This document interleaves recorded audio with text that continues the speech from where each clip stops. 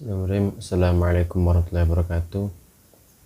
Alhamdulillah alladzi kana bi'ibadihi khabiran basiran. Tabarakalladzi ja'ala fis sama'i burujan wa ja'ala fiha sirajan wa qamaran munira. Asyhadu an la ilaha illallah wa asyhadu anna Muhammadan abduhu wa rasuluh nabiyya wa rasulah ba'da. Ba'du. Pertama-tama tak lupa mari kita panjatkan puja dan syukur kita atas kehadirat Allah Subhanahu wa taala yang telah memberikan kita semua nikmat sempat, nikmat apapun itu, sehingga kita bisa menikmati indahnya Islam, indahnya bulan Ramadan pada pagi atau siang hari ini. Kedua kalinya tak lupa salawat dan salam kita haturkan kepada baginda Nabi besar Nabi Muhammad Sallallahu Alaihi Wasallam yang telah membawa Islam dari zaman jahiliyah hingga sampai saat ini, sehingga kita bisa menikmati indahnya Islam pada hari ini. Baiklah teman-teman sekalian, Ustaz di sini mau menerangkan tentang doa dan penyebab-penyebab tidak dikabulkannya doa. Seperti yang kita ketahui semua manusia di dunia ini memiliki keinginan-keinginan, memiliki hajat, memiliki sesuatu yang ingin dikabulkan. Maka dari itu di Islam kita mengenal doa. Nah, sebenarnya Allah Subhanahu wa taala itu adalah Tuhan, zat yang Maha Pemberi, Maha Pemaaf, Pemberi. Maka dari itu juga ada dalam hadis Rasulullah SAW mengatakan bahwa doa adalah ibadah. Hadis Tirmizi di hadis tersebut mengatakan bahwa doa adalah ibadah, maka dari itu doa itu adalah kewajiban semua umat Islam. Maka dari itu apabila ada seseorang umat Islam yang tidak melaksanakan doa, tidak mengaturkan doa kepada Allah SWT, maka ia dicap orang yang angkuh. Karena pada dasarnya doa itu adalah ibadah. Dan doa itu menandakan bahwa kita itu membutuhkan Allah SWT. Kita bukan makhluk individu.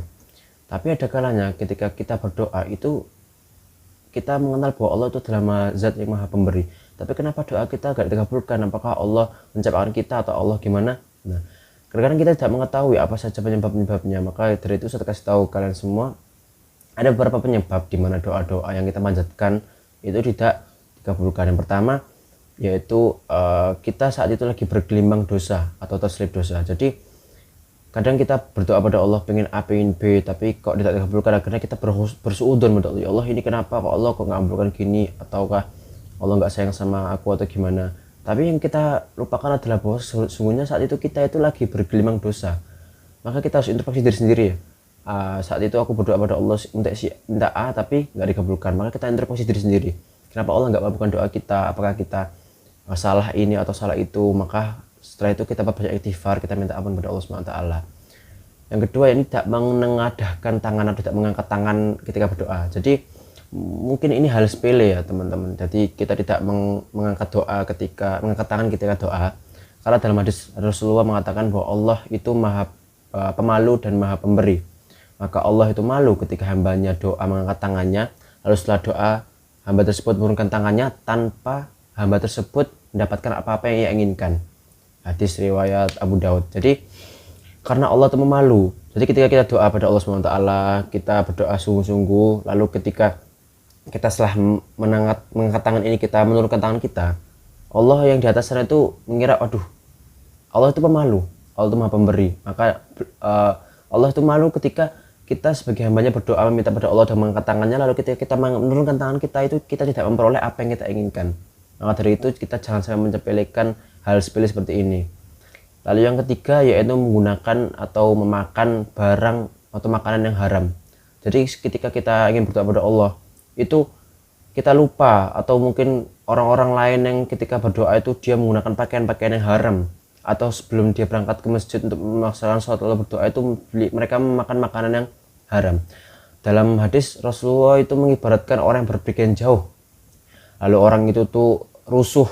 Berpergian jauh itu orang itu lusuh, kusut, mukanya kusam semua, dan orang itu berdoa pada Allah, ya Rob, ya Rob, ya Rob. Sedangkan orang itu tuh menggunakan pakaian yang haram, memakan makanan yang haram, dan diberi kecukupan oleh Allah oleh benda-benda atau makanan yang haram. Terus bagaimana Allah akan mengabulkan doanya sementara semua yang ia pakai dan semua yang konsumsi adalah yang haram? Hadis riwayat Muslim. Jadi jangan sampai sedikit pun kita menggunakan barang-barang haram ketika berdoa, atau bahkan memakan sampai masuk ke dalam tubuh kita menjadi darah daging sehingga menyebabkan doa-doa kita tidak terima. Lalu yang ketiga yakni tidak menyebut nama-nama Allah. Di surat Al-A'raf ayat 190 Allah mengatakan walillahi asmaul husna fad'uhu biha. Artinya Allah itu memiliki asmaul husna, memiliki nama-nama indah, maka pakailah nama-nama indah itu untuk berdoa. Jadi ibarat seperti kita memanggil teman kita, teman-teman. Jadi kita memanggil teman kita itu dengan sebutan yang jelek misalnya. Si A, si B, kamu sini. Nah, otomatis teman-teman kita panggil itu pasti akan, apa sih kok manggilnya jelek? Nah, pasti itu tidak akan manggil ya, atau cuma sekedar manggil nama Yuri biasa. Yuri sini. Itu mungkin biasa aja. Tapi bayangkan kalau kita memanggil teman atau bahkan ustadzah kita itu dengan sapaan yang baik. Misalnya, Yuri yang ganteng atau ustadzah yang cantik sini. Nah, itu pasti di dalam hati yang dipanggil tuh, wah, aku dipanggil dengan sebutan yang itu pasti akan menggebu-gebu, akan bersemangat. Sama seperti Allah yang menciptakan kita semua.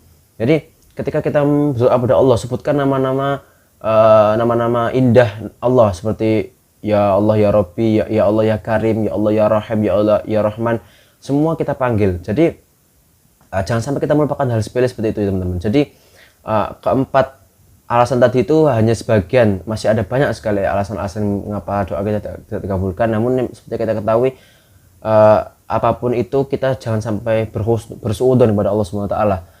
Harus husnudzon, walaupun kita sudah menghindari 4 hal tadi, tetap kita harus berhusnudzon pada Allah. Mungkin siapa tahu kita berdoa ini Allah tidak mengabulkannya karena memang itu yang terbaik. Kita minta A tapi Allah tidak mengabulkannya karena itu yang terbaik. Kalau kita memiliki A, bisa saja A yang kita miliki itu akan menjadi dosa bagi kita. Maka dari itu jangan sampai kita berhusnudzon pada Allah, jangan sampai kita bersuudzon, selalu berhusnudzon pada Allah SWT. Tetap jangan suudzon berdoa, karena berdoa itu adalah ibadah. Mungkin cukup sekian dari Ustadz, kultum singkat. Apabila ada salah kata, mohon maaf. Syukran. Wassalamualaikum warahmatullahi wabarakatuh.